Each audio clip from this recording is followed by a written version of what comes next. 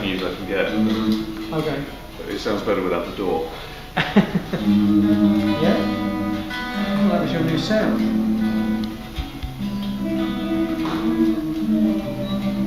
Oh no, the director.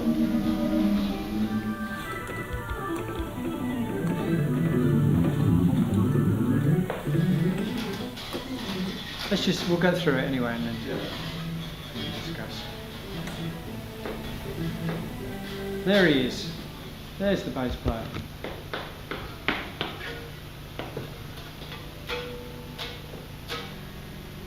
Sorry, Nick. Aha!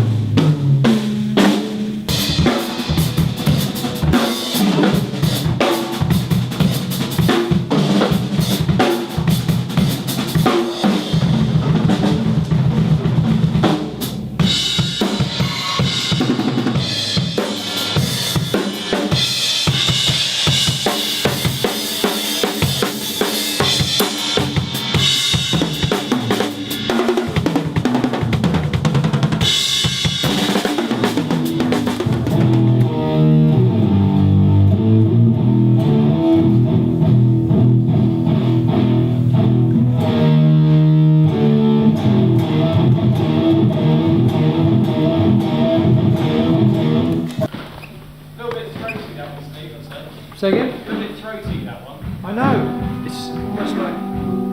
The other one sounds good now. Huh? The other one sounds better. When you took the bottom end down, it sounded better. That's the clean channel. Might be the room in there. I put the amp on half power, so.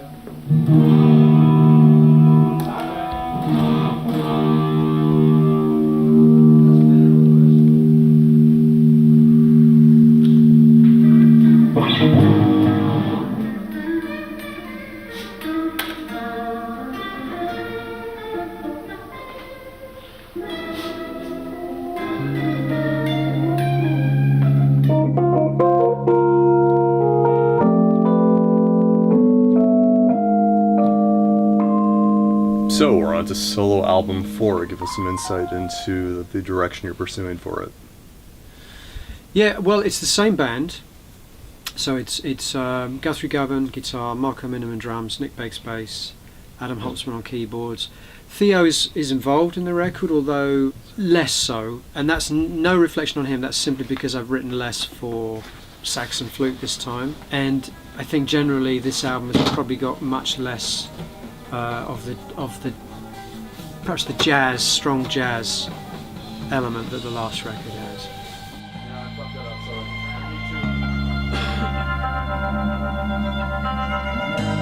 Another part of me that I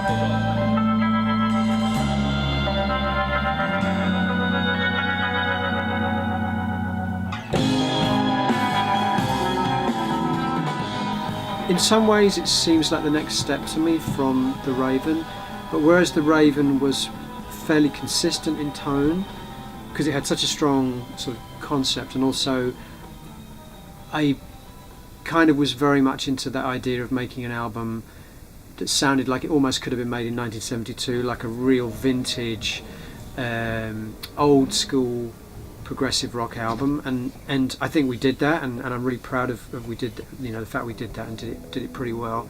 But now I'm looking again to maybe bring in some of the other elements from my, you know, my musical repertoire, as it were. So we've got electronic music on the album. We've got a couple of real, almost straightforward, for me anyway, straightforward pop tunes.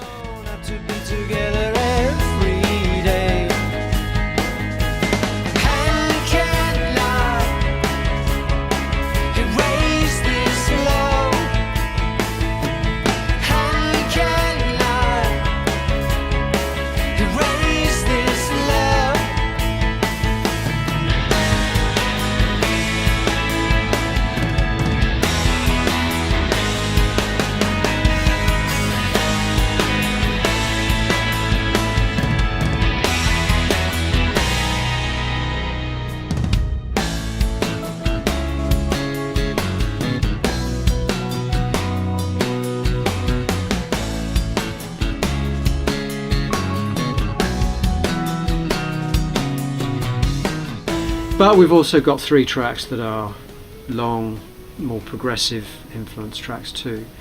So in some ways it feels almost like a combination of all my solo work and maybe all my work, you know, overall is kind of all somehow represented in this album.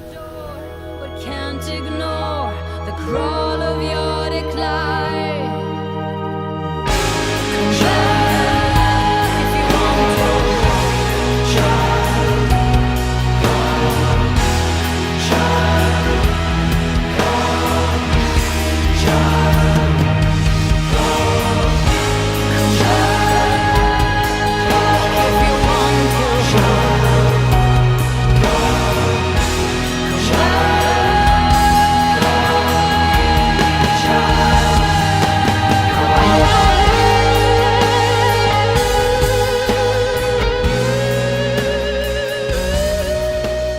How has the chemistry of this band changed over time, and how is it reflected on this album? I think last time it was quite, because we've kind of working together really for the first time. In fact, when we recorded The Raven, I think on that particular record we tended to play quite safe, or I tended to play quite safe in how I would kind of if you like, bait the musicians. So I just kind of let them do their thing, and I think The Raven in some ways benefited from that approach, because it's a very easy to enjoy a record. It's got a kind of classic rock sound all the way through. There's nothing that abrasive about it. There's nothing that will sort of snap you out of the mood of the record.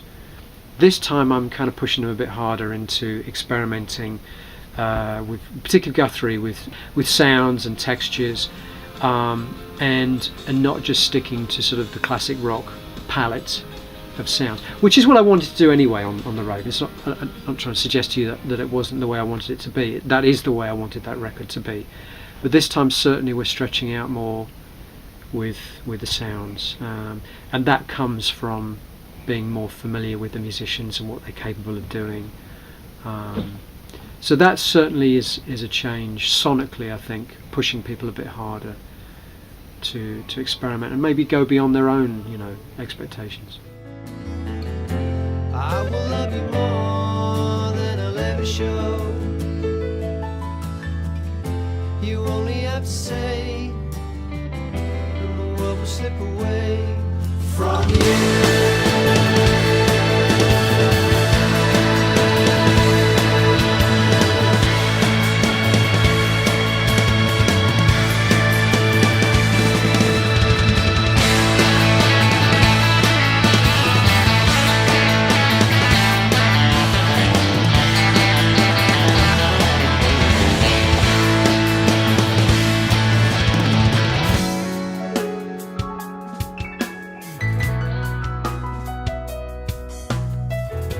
The basic story or concept of the record just kind of boiled down to one sentence. It's about a woman growing up who goes to live in the city, very isolated, and she disappears one day and no one notices.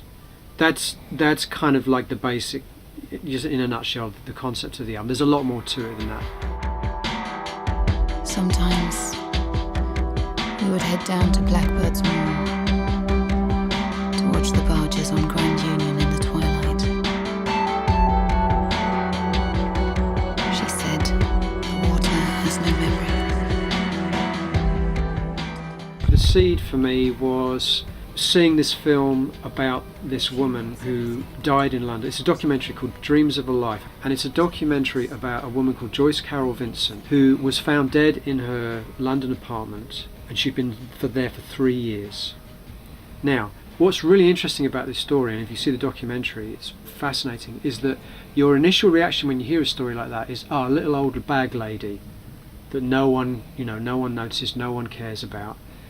She wasn't. She was young, she was popular, she was attractive, she had many friends, she had family, but for whatever reason, nobody missed her for 3 years. There was something about that had so much pathos and so much had so much to say about what it is to be living in the city in the 21st century.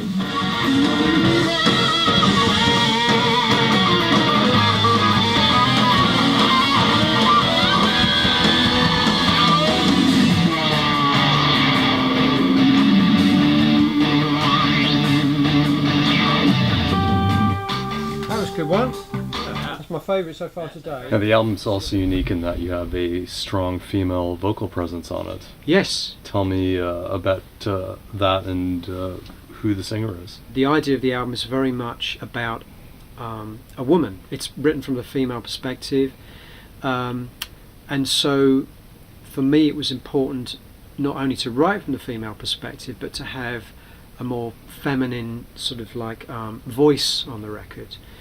So there's a couple of songs where I'm effectively duetting with a fantastic singer called Ninette.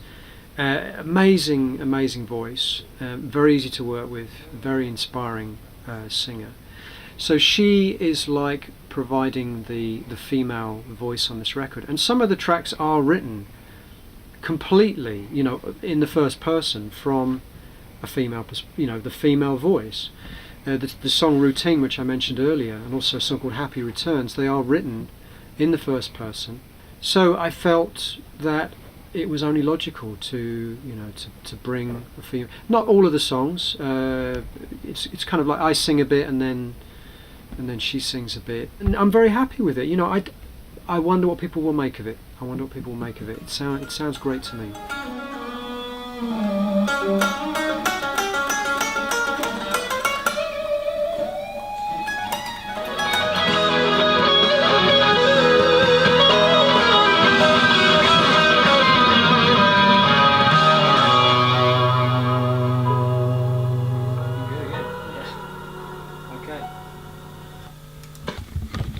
Fucking good also. I didn't really have a strong reference for which pickup, did you? No, they both sound good. Yeah. Do you want to come and have a listen? But also I went through a period of listening to a lot of Kate Bush. Probably my favourite Kate Bush album is The Dreaming. It's just an astonishing record, vocally particularly. What she does with her voice on that record is just, nobody has ever bettered it for me. And there's one song on that record called All of the Love, and there's a beautiful moment where her voice breaks off and the voice of a boy chorister takes over and effectively sings the chorus. A choir boy sings the chorus. And I've always loved the sound of boy choristers. So we've actually got a 12-piece boy choir group coming in to sing.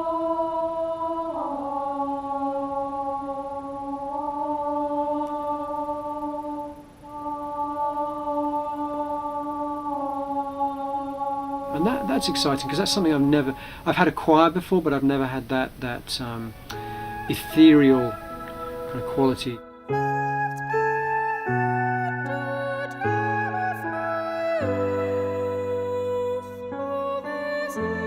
And there's also a part for a solo boy chorister, as in the Kate Bush track, on a song called Routine. So that's very exciting to me.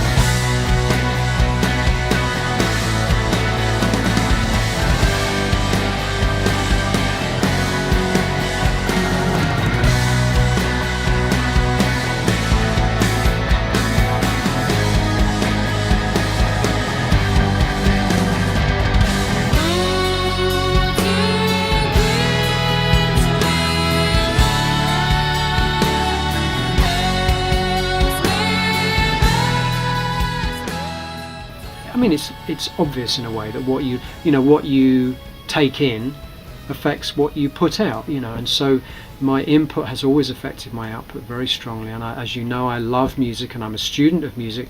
I'm not one of those musicians that, and there are, to be honest, this is probably the majority, most musicians, once they are in the industry, they stop listening to music. I find this almost 80-90% of the time. Once musicians are professional musicians, they stop taking on new music themselves, and that's never been my experience. My experience has always been that I'm even more curious about music than ever.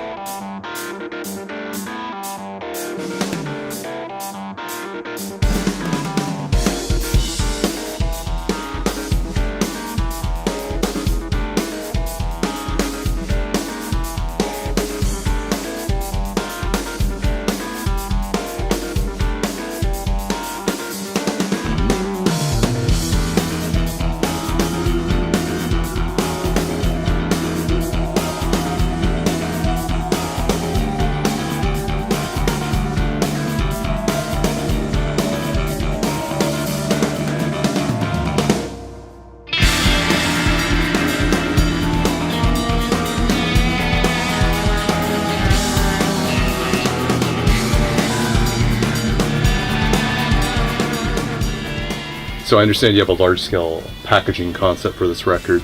Tell me what we can expect. Yeah, it's very interesting to me to see how the special edition, the deluxe edition, has become almost like, you know, a meme in itself. It's like the norm now. And when I started with my first solo record, Insurgentes, it was quite unusual to do the hardback book, the cloth-bound book with the, you know, the large format of the multi-disc.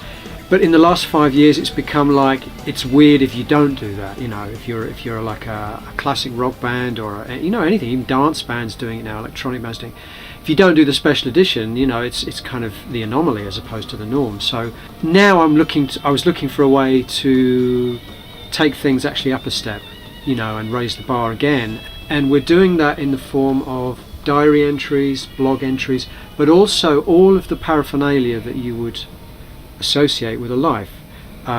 Birth certificates, school reports, Polaroid photographs, photographs of lovers, you know, postcards from holiday.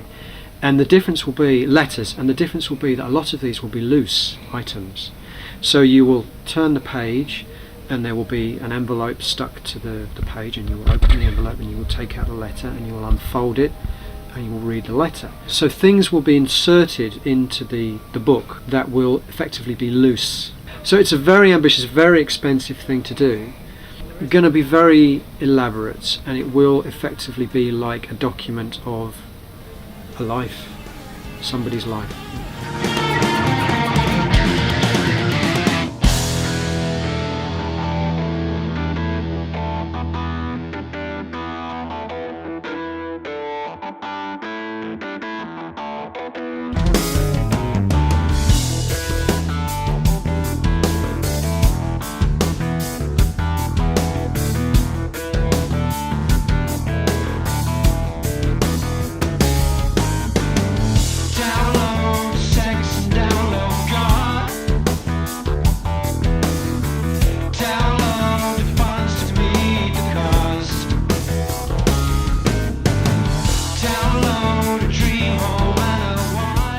Lasse is in control, is kind of taking note over the kind of whole side of the photography. Hoile is doing some of the illustration, and then Carl Glover also is very key to this, because Carl is brilliant at basically being able to create imitations of official documents. We have newspaper cuttings, you know, fake newspaper cuttings, but they'll hopefully be so convincing that you wouldn't be able to tell the difference. You know, even going down to the level of detail, like where you've cut out a newspaper cutting, there's some random stuff on the back, you know, whether it's the sports results or something. That level of attention and detail, Carl is brilliant at that. It's a massive, you know, sort of headache to do. So I think it's going to be something really beautiful, and hopefully, you know, raise the bar again as far as the packaging is concerned. So what attracts you to these giant concepts, particularly for your solo work? You know, I grew up with books and music together. I mean, I wasn't just listening to records, I was listening to records while I was reading. And so the idea of the musical journey as a kind of narrative, I guess, was ingrained in me from a very early age, from always kind of associating listening to music with reading stories, and stories that had a kind of narrative arc.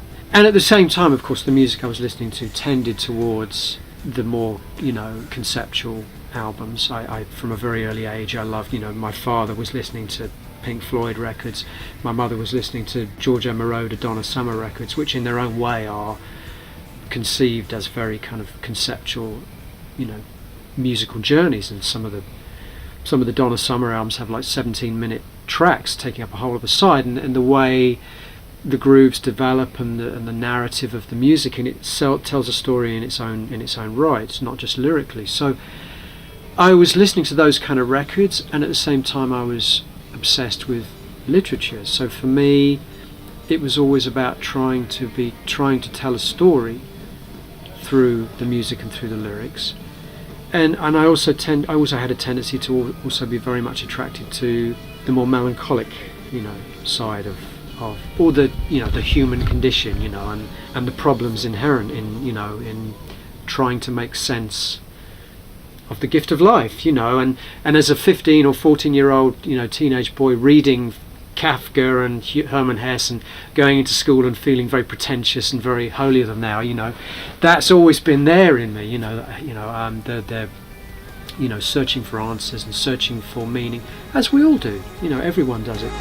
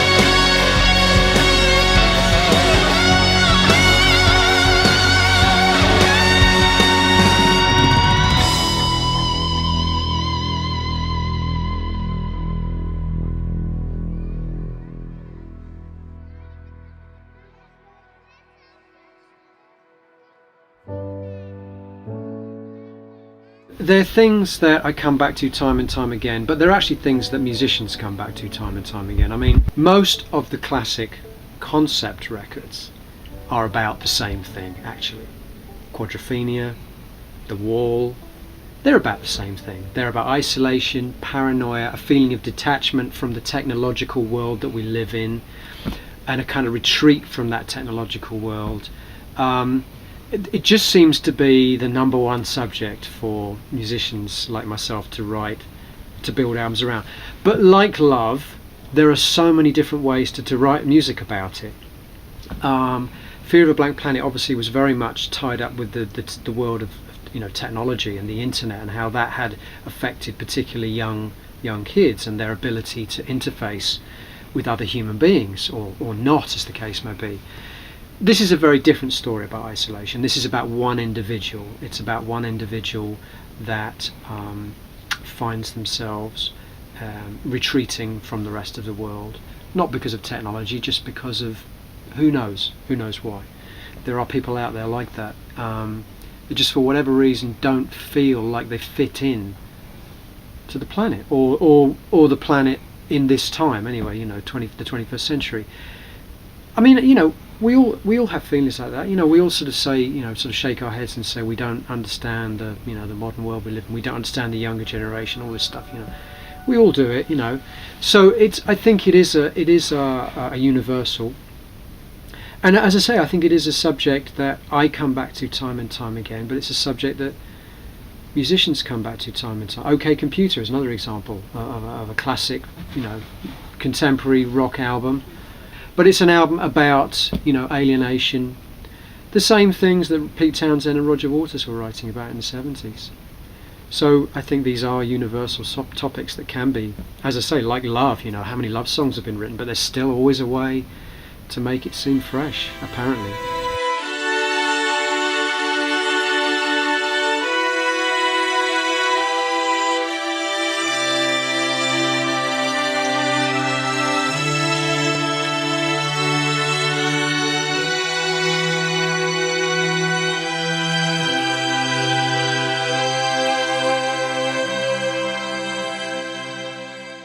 Is there any element of autobiography in this record?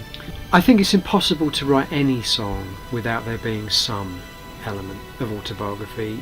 I don't think you can fake it. even though I'm writing from the perspective of a female about a situation that I haven't, you know, literally been in myself, I'm actually still writing about me. You know, that's what you always do. You write about your hopes, your fears, your dreams, your loves, your losses, your paranoias. But you channel them through whatever character you have chosen to be the vessel. And because I think if you don't do that, people won't feel it there anyway. You know, if you try and fake it. So I think actually, ultimately, whether you're writing a song from your completely autobiographical place or from a completely fictional place, it's still autobiographical, really, because you're drawing on your own experience. You have to. The feelings have to be real. So yes, all of the feelings that this female character, loneliness, melancholia, happiness, detachment, isolation, of course I have felt all those things, as I think most people have, most adults have at least. So yes. Hey brother, I see the freaks and dispossessed on day release, avoiding the police. I feel I'm falling once again, but now there's no one left to catch me. Hey brother, I feel I'm living in parentheses, and I got trouble with the bills. Do the kids remember